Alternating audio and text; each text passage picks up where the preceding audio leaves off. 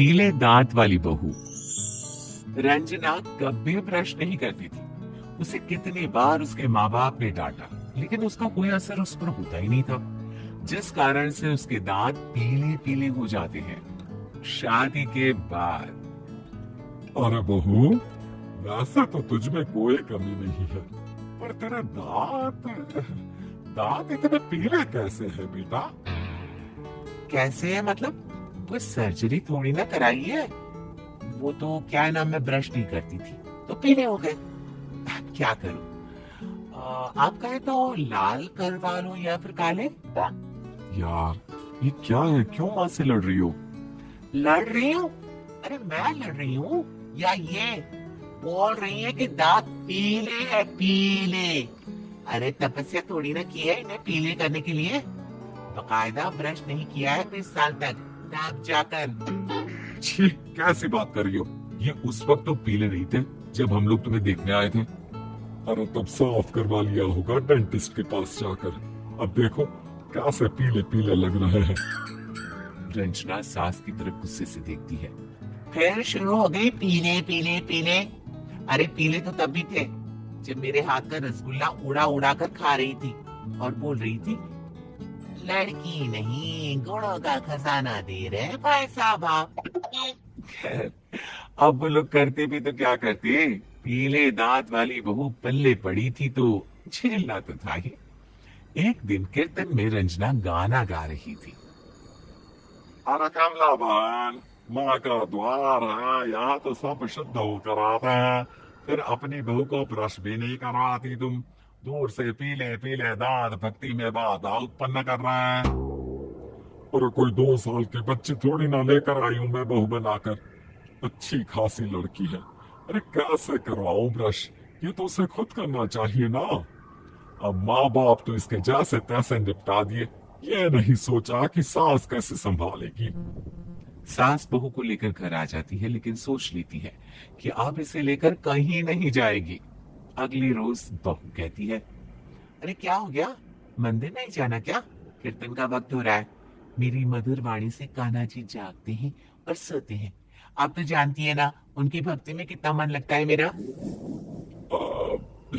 वो क्या है ना, तबीयत ठीक नहीं लग रही है मेरी, आराम करूंगी मैं। तबीयत ठीक नहीं लग रही? अभी तो मिथुन के गाने पर नाच रही थी आप, और अब बोल रही है कि तबीयत ठीक नहीं लग रही। अरे भक्ति में मन लगा लो सासू माँ, ऊपर जाना है, क्या मुंह दिखाओगी आप? हाँ। सास को बहू की बात पर गुस्सा आ जाता है। मैं क्या मुंह दिखाऊंगी, इसकी चिंता तो ना कर, समझी? अपने मुंह की चिंता कर, जो ये पीले पीले दांत लेकर हर जगह पहुंच जाती है। पता है लोग कितना मजाक बनाते हैं। ना जी ना, मैं नहीं जाना कहीं तेरे साथ।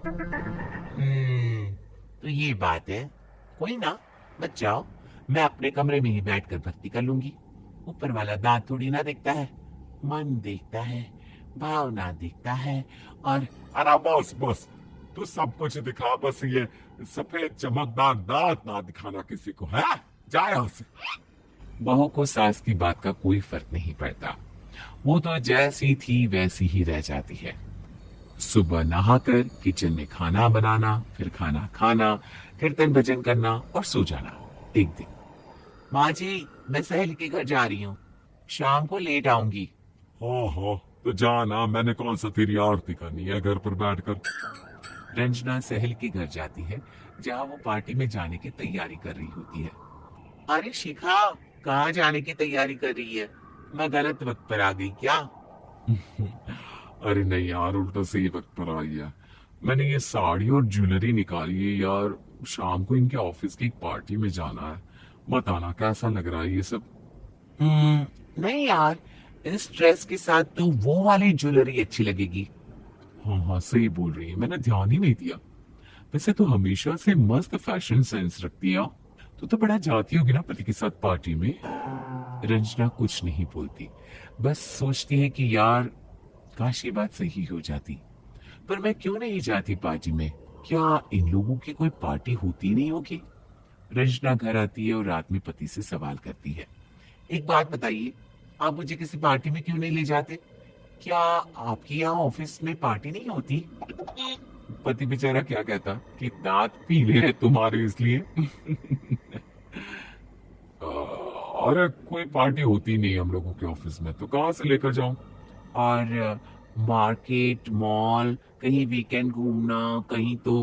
अरे यार सारे हफ्ते में एक छुट्टी मिलती है, तो सोचता हूँ कि आराम ही कर लूं। क्यों? रंजना मन मार के रह जाती है। पहले कभी सास के साथ मंदिर जाया करती थी, लेकिन वो भी सास ने ले जाना बंद कर दिया। घर बैठी बैठी रंजना बोर हो जाती है। तभी उसे आइडिया आता है और वो मायके जाने का सोचती है। सासू माँ, 2 दिनों के लिए मम्मी के घर जा रही हूँ। अच्छा अच्छा ठीक है, आराम से जा। और हाँ, माँ से कुछ अच्छी आदत सीख कर आना कि कैसे शरीर के हर भाग की तरह दांतों की सफाई भी जरूरी होती है, समझी? शुरू हो गई ना आप। वो लोग आपकी तरह नहीं है कि छोटी छोटी बात का बतंगड़ बना दे। उन लोगों के लिए मैं मायने रखती हूँ, ना कि मेरे पीले पीले दांत। रंजना माँ को बिना बताए उन लोगों को सरप्राइज देती है, लेकिन जैसे ही वो दरवाजे पर पहुंचती है, अंदर देखती है कि घर वाले कहीं जा रहे होते हैं।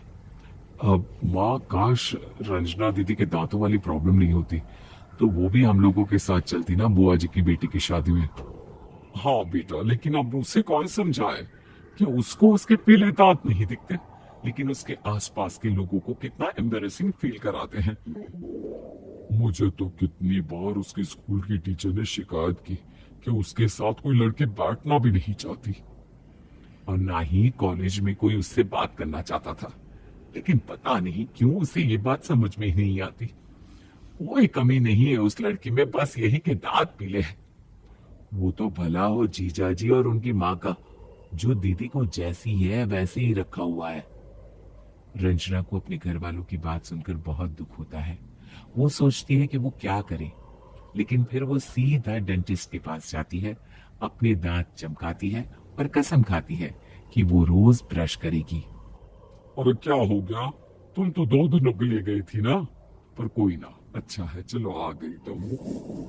रंजना सास के सामने आकर खड़ी हो जाती है और पूरी स्माइल करती है, उसके चमकदार दांतों को दिखाती हुई।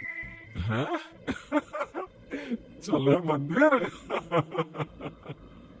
माँ, मुझे माफ कर दीजिए, मैंने आप लोगों को बहुत एम्बेरसिंग फील करवाया। मैं आज से रोज ब्रश करूंगी।